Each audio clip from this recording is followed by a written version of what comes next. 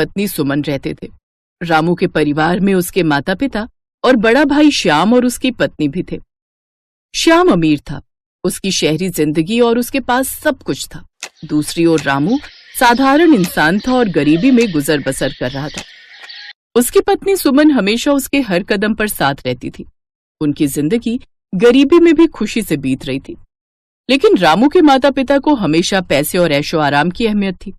एक दिन उनका बड़ा बेटा श्याम अपने माता पिता और पत्नी के लिए बहुत सारे गिफ्ट लेकर आया। माँ, पिताजी, देखो मैं आप दोनों के लिए अच्छे अच्छे कपड़े लेकर आया हूँ। इस घर में तू ही तो है जो हमारा ख्याल रखता है। रामू तो बिल्कुल नाकारा निकल गया, ना ही इसका पढ़ाई में मन लगता था, ना ही किसी दूसरे काम में।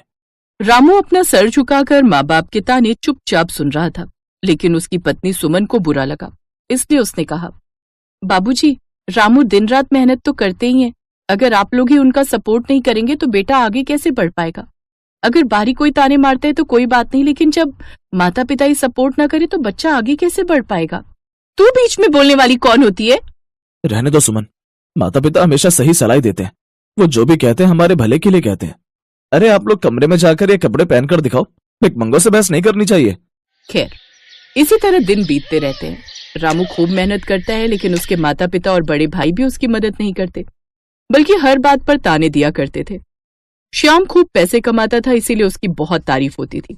एक बार घर में आपस में सभी लोग बातें कर रहे थे।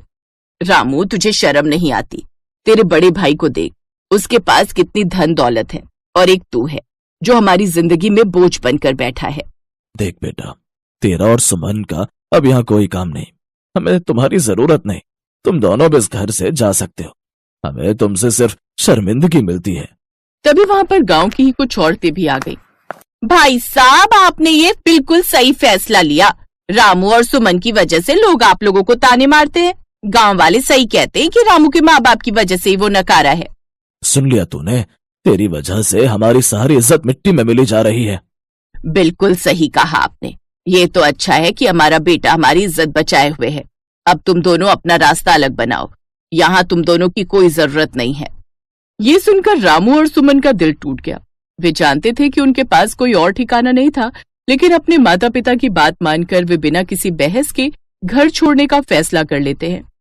माँ, पिताजी, आप लोग हमारे भले के लिए ही ये सब कह रहे होंगे। अपने माता पिता की आज्ञा मानना हमारा फर्ज है। चलो सुमन। दोनों ने माँ बाप का आशीर्वाद लिया और घर से निकल गए। रामू और सुमन ने गांव के बाहर एक टूटी फूटी झोपड़ी में रहना शुरू किया। उनके पास खाने पीने के लिए भी बहुत कम सामान था। सुमन ने रामू से कहा, हमने कभी भी अपनी गरीबी को अपने सपनों के आड़े नहीं आने दिया, है ना रामू? हम दोनों मिलकर मेहनत करेंगे और फिर से अपनी एक नई जिंदगी बनाएंगे। तू ठीक कहती है सुमन, मेहनत और ईमानदारी से एक दिन जरूर कामयाबी मिलेगी। हमें हार नहीं माननी चाहिए। हम अपनी जिंदगी अब एक नए सिरे से शुरू करेंगे। फिर क्या था, रामू दिन रात मेहनत करने लगा। कभी खेतों में मजदूरी करता तो कभी लकड़ियां काटता। सुमन भी पास की औरतों के साथ सिलाई कढ़ाई का काम करने लगी। दोनों की जिंदगी मुश्किलों से भरी थी, लेकिन उन्होंने कभी हार नहीं मानी। चाची, मेरे पति बाहर मेहनत करते रहते हैं, इसलिए मेरा भी फर्ज बनता है कि मैं उनकी मदद करूं। तो क्या आप मुझे सिलाई कढ़ाई का काम सिखा दोगी? अरे क्यों नहीं सुमन, आजकल की लड़कियां अपने गरीब पति को छोड़कर भाग जाती हैं। वहीं तू है कि अपने पति का साथ देना चाहती है। मैं तुझे सब कुछ सिखा दूंगी। कुछ ही महीनों में सिलाई का सारा काम सुमन ने सीख लिया। उसके पास अब सिलाई के बहुत सारे काम भी आने लगे। ये सब देखकर रामू को भी बहुत खुशी हुई। सुमन, मैं कितना खुश नसीब हूँ कि मुझे तुम जैसी पत्नी मिली। तुम कितने कम समय में सारा काम सीख गई। खुश नसीब आप नहीं, मैं हूँ।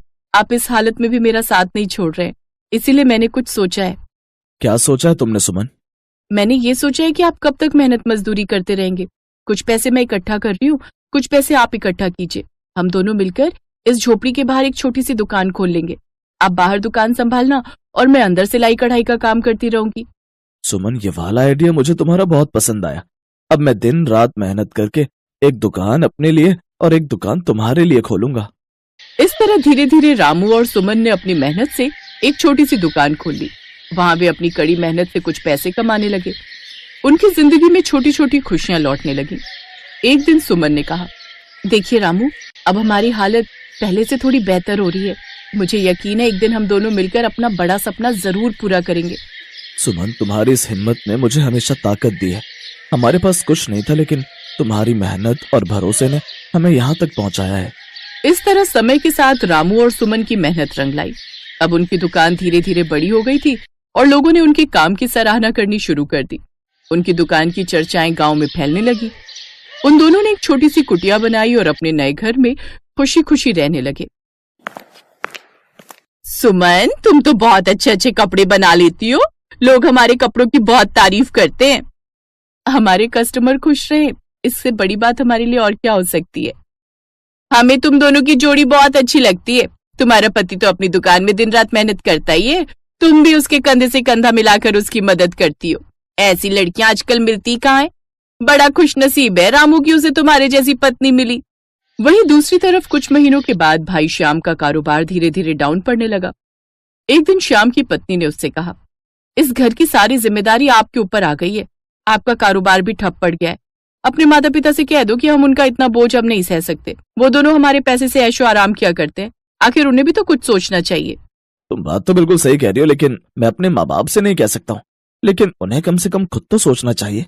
दिन रात हमारे दिए हुए कपड़े पहनकर, हमारा दिया हुआ अच्छा अच्छा खाना खाकर दिन भर इस घर में पड़े रहते हैं। उन्हें तो खुद ही इस घर से निकल जाना चाहिए। तभी उनके माँ बाप ने चुपके से दोनों की बातें सुन ली। रामू के माता पिता अब ये सोचने लगे कि उन्होंने रामू के साथ अन्याय किया। उन्हें अब अपने फैसले पर पछतावा हो रहा था। रामू के बड़े भाई श्याम का हाल भी ठीक नहीं था।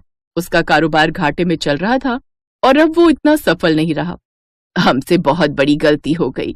हमने अपने ही बेटे के साथ इतना बड़ा अन्याय किया। जो सच में मेहनत और ईमानदारी से अपनी जिंदगी को संवार रहा था, उसे हमने घर से निकाल दिया। तुमने बिल्कुल सही कहा। हम रामू को कुछ भी कह देते थे, पर वो हमें किसी भी सवाल का जवाब नहीं देता था। हम कितने भी ताने मारते थे, वो सर झुकाकर सुनता रहता था। पर श्याम और बड़ी बहू हमारे बारे में कितना बुरा सोचते हैं। हमने तो ऐसा कभी सपने में भी नहीं सोचा था कि ये दोनों हमारे बारे में इतना बुरा सोचेंगे। चलो, रामू और छोटी बहू से माफी मांग लेते हैं। उम्मीद है कि वो हमें माफ कर देंगे। वैसे इस घर में अपने बेटे बहू से अपनी बेइज्जती सुनकर मेरा भी अब इस घर में एक पल भी रुकने का दिल नहीं कर रहा।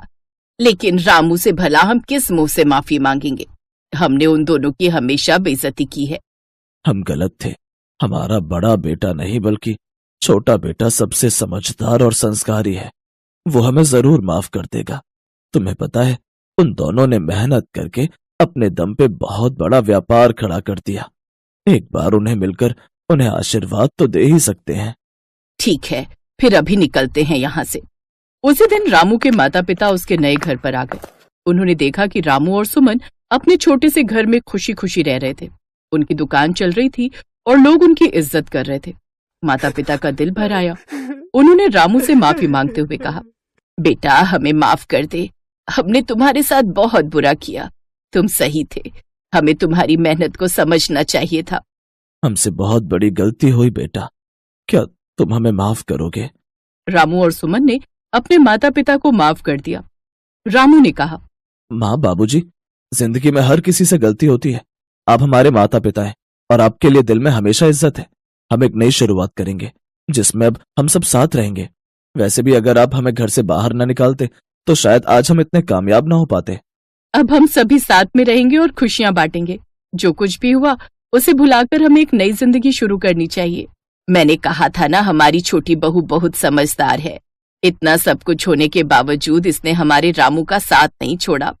उसके बाद रामू, सुमन और उनके माता पिता एक साथ खुशी खुशी रहने लगे। मानसी एक बहुत ही